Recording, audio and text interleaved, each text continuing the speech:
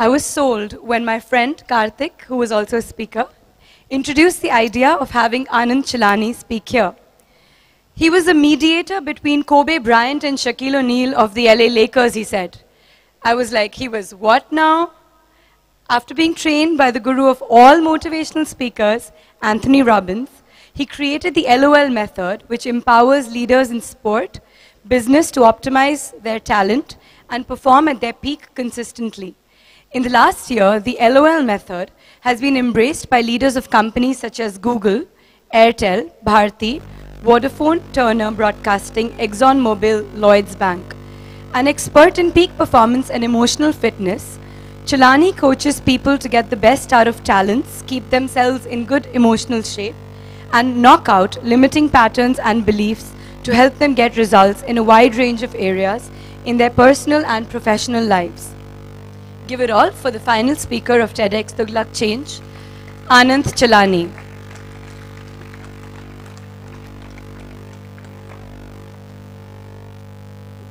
Clicker.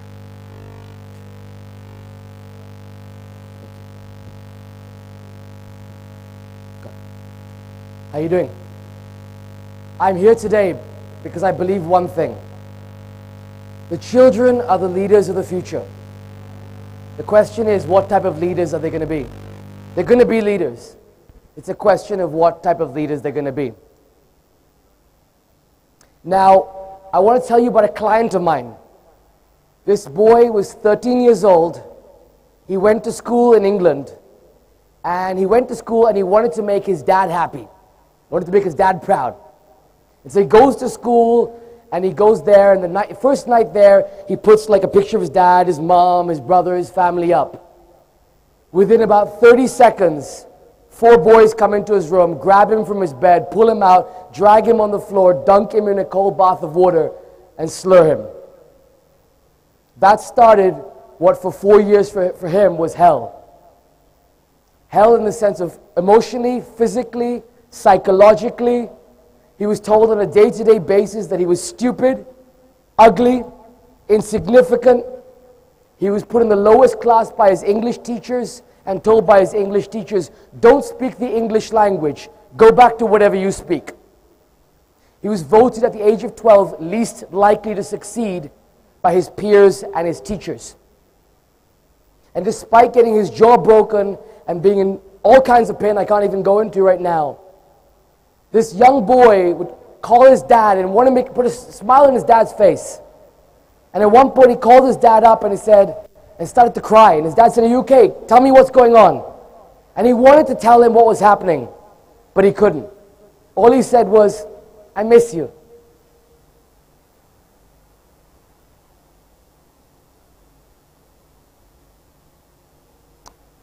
This young boy is not a lone statistic in terms of bullying. 282,000 students are physically attacked in secondary schools each month. If you look at that statistic over there, every 7 minutes, a child is bullied on the playground. And by the way, after that, 4% of adults come in and help. 11% of peers come in and help. 85% of the time, no one helps. No one helps. Now, I'm here today because I believe there's massive change needed. But I believe the first change that's needed is inner change. And I believe there are 3 types of bullying. Physical, everyone knows physical bullying, right? A big boy hits another boy, or someone else in that category. There's visual bullying, verbal bullying. And that's when someone gives someone a name tag. And by the way, some people are saying, oh, 2 kids making fun of each other, that's visual bullying, that's verbal bullying. But let me ask you a question. Is a teacher who looks at a student and says, you're a duffer, you've got no talent, you're useless, isn't that bullying? Isn't a boss who goes to their employees and says, you're an idiot, you're incompetent, isn't that bullying? The minute you limit someone's potential, the minute you limit someone's belief, you deactivate their resources. And my belief is this: We need to activate every single resource in every single child. And with that, they can step into a greater identity, an identity of a true leader. And that takes me to the third category, internal bullying. And I want to tell you about internal bullying. How many of you here hear a voice in your head that's like a critic voice? I call it the inner critic. It doesn't mean you're crazy, but how many hear like a voice in their head that tells you, no, you can't do something, no, criticizes you? Right? You hear that voice. Children hear it too. And by the way, a lot of times children hear it and they inherit it from us. Sometimes the bullying we do to ourselves gets passed on to our children. Sometimes our own limiting beliefs gets passed on to children. But here's the challenge. You may think, okay, it's there, but it goes away. No. How many of you here watch movies? Who watches movies? What happens is in that child's head, from now on, is a DVD. And it plays over and over again about how limited they are. And by the way, would anyone here take a child to a scary movie, a horror movie, and force them to watch it over and over again? Anyone? No. But that's what happens. They're forced to live this experience over and over again. And sometimes it's not us. Sometimes it's their peers. But here's the challenge. If your child, or you know someone, a child who's being bullied, and you say, oh, forget about it, don't listen to that person. Guess what happens? The conscious mind doesn't listen. The unconscious mind listens and keeps playing that record, keeps playing that DVD. I met a girl recently, a 15-year-old girl. This girl comes to me and she says, I'm talking to her. Within 5 minutes of meeting her, she tells me, I hate my childhood. 15-year-old girl here in Delhi. I said, tell me about it. She said, I hated it. She said, my mother would make me go to hang out with my best friends. And she goes, I love my best friends. And she said, we would go there, we'd play hide and seek. But here's the challenge. We'd play hide and seek, and I was always the one seeking. And after a while, I'd go look for my friends, my best friends. Looking for them, looking for them, looking for them, looking for them. Keep looking for them. An hour later, looking for them. Finally, 2 hours later, I can't find them. Then my mother comes and says, oh, those girls, your best friends? Yeah, they left 2 hours ago. Can you imagine what that little girl's been carrying for, by the way, 9 years? That same DVD. Now, I say this because I tell you something. When a child is bullied, and I don't mean just children, by the way. I mean retired children as well, adults. Because adults bully themselves as well and get bullied in the corporate environment. When anyone's bullied, the challenge is this. You're starving that person of their two primary needs, love and significance. And so what happens then is that child has to then find another vehicle to get that back. What they do is they either go overeat, they become depressed, or they go on the internet. They find some other vehicle, or even worse, they're so starved, to create that vacuum, they fill it by doing the worst thing possible. They become a bully themselves. And by the way, how many of you here remember the riots in the UK? The riots in London. I was hired by the UK government to work with those kids, And by the way, a lot of those kids, I'm not condoning what they did in any way, but they had a massive need underneath everything for love and for significance. Because I've worked with gang members. I've gone in LA and worked with the Crips and the Bloods. I went into a room once with gang members, and I go in the room, and a guy looks at me and goes, "Get out of here, we don't need you. Get out of here, we don't need you." I said, okay, he comes in my face. I do that 10-9-8 thing with him. He comes in my face, he goes, yeah, 3, 2, 1, 1, 5, 8. Trying to mess me up, right? I said, let's go. I'm here, I'm focused, I'm ready to do it. So I stick with him. I try and high-five him, he pulls his hand away. High-five him, he pulls his hand away. Finally, at the end, we play a game, one of our secret games, where I get kids to stand up and share why they're unique, why they're special, why they're different, but do it in a different way. Like it's an Oscar acceptance speech. Like it's the proudest day of their life. And he stands up, he goes, I'm not going to do this. This is dumb. I said, really, are you not man enough? He goes, okay, I'll do this. So I'm special because, I'm special because, I'm special because I wear, like, Dora the Explorer backpack. And his whole face changed. And the same guy at the end, I went to high-five him. I said, is this one for real? He goes, yeah, this is real because you're my brother. And he stood up at the end and he said, from now on, I've been addicted to drugs. I've been addicted to beating people up and hurting people. From now, I'm addicted to laughter. I'm addicted to helping people. How can I join your team? He's joined my team as the leader of laughter. Thank you. I'll tell you about one more boy. I worked in Harlem, here with 8-year-old boys. I go in the room and the teacher tells me, you can't work with the kids today. Why? Because they're angry. I said, come on, they're kids. Yeah, but you have 15 minutes. I said, I want 2 hours. They said, you're crazy. I said, let's go. So my style was this. I put a CD player on. It was that Rihanna song, Please Don't Stop the Music. I blasted that. I ran in. I just started dancing. And by the way, despite being Indian, I have no moves. I'm the most rhythmically challenged person you know. I dance with aunties at weddings. Right, so I got no moves. I'm doing my thing, right? Indian Mr. Bean, doing my thing. These kids are laughing. I'm getting them to jump up, changing their state. Do that 10-9-8, changing their state. Then I play a game with them called Emotional Symphony, where they get to express their real emotions, and I conduct it. And I point to a boy, Salif, 8 years old. His emotion is anger.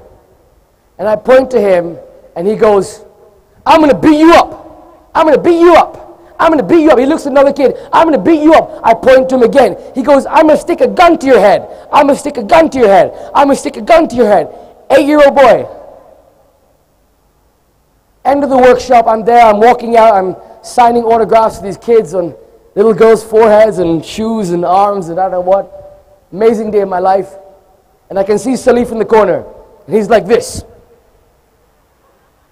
He's like, not coming to me. Finally, I'm about to go. He comes up to me and goes, I want to talk to you. I want to talk to you. I said, fine, let's talk. He goes, I want to talk to you because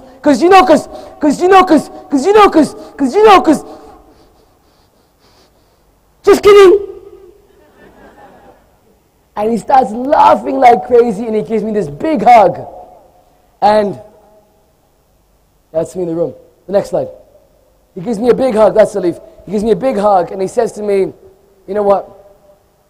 I wish my father was like you. And he wrote me the most beautiful letter.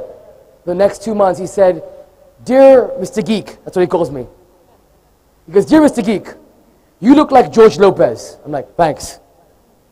And he goes, I want to do what you do when you're older, when I'm older. I want to go around the world and make kids feel good about themselves, but not from the outside, from the inside. Next slide. And he shared that with me. And I believe this, I believe in his words there's a gift for all of us. I truly believe it, whether you be a kid, a retired kid, whatever context, there's a gift in that. Because I believe this. Next slide, please. There are 3 ways to change it. Number 1, fire the inner critic and hire the inner coach. How many of you hear that voice in your head? Okay, here's what I want you to do. I want you to give that person a name. Create a character from that voice in your head. It can be Mr. Patel, whatever it is for you. I hope there's no Mr. Patels here. Okay. So you do, and literally you invite Mr. Patel into your office, and you say, Mr. Patel, thank you for your service for the last 35 years, and I'm afraid we have to let you go. Thank you, good luck. Or if you want, you can have a more creative approach. You can hire them, you can bring them into your office, and you can break up with them like a girlfriend, boyfriend. You can say, listen, it's not you, it's me. Bye-bye. And the other thing is hiring a coach. Hire a voice in your head that's going to serve you, serve your children, take care of that. The second step, focus on your assets. Most people I work with, whether it be executives, sports players, or kids, are more focused on their liabilities than their assets. Focus on your assets. What do you have in your life? What does your children have in their lives? What are their emotional, psychological assets? And turn liabilities into the word learnings. Because that person may not have it yet. You may not have it yet, but you could. And the third step is very simple, but I believe most of us don't do what we know. Know that in you and in your children is unlimited and unconditional love. They don't have to get an A to get love. They don't need to do a dance show to get love. Nothing, just love is their birthright. Make sure they know that every single day, that no matter what happens, no matter who they are, love is their birthright. I believe that. And the other thing is this. Whoever it is, I believe every child, whether it be a child again or a retired child, our goal is to really remind them of this gift. To remind them of who they are. Because I'll tell you something. That homesick child I mentioned, that homesick child, his bullying didn't end there. Yes, he was physically bullied. But for the next 25 years of his life, he carried that DVD with him. Every single day, he carried that DVD with him. He still looked at himself as fat, ugly, useless, stupid, until one day, he looked in the mirror and he said, no more. No more. Now is the time for change. Now is the time for change. Now is the time for change. And I can tell you something, I know that boy, I've coached that boy, because that boy is me.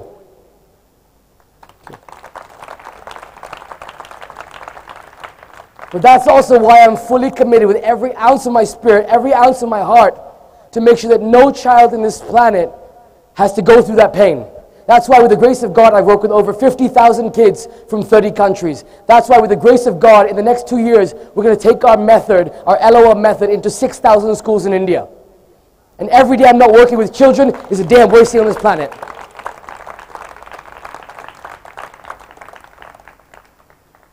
I say that not to impress you. I say that to impress upon you. And by the way, that school that I mentioned before just hired me as a consultant.